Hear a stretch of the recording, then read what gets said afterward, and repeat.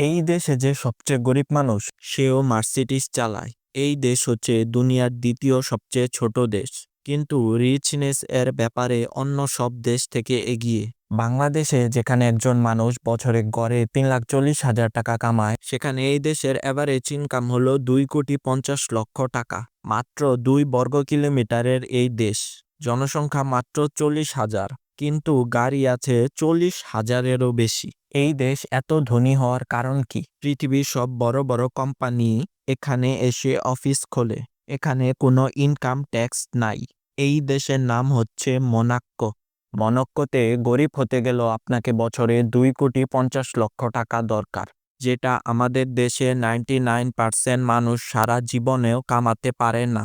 Excellent জায়গা, কিন্তু সাধারণ মানুষের জন্য এই দেশ না। আপনি কি মনে করেন পৃথিবীতে এরকম আরও দেশ আছে? জানলে কমেন্ট করুন।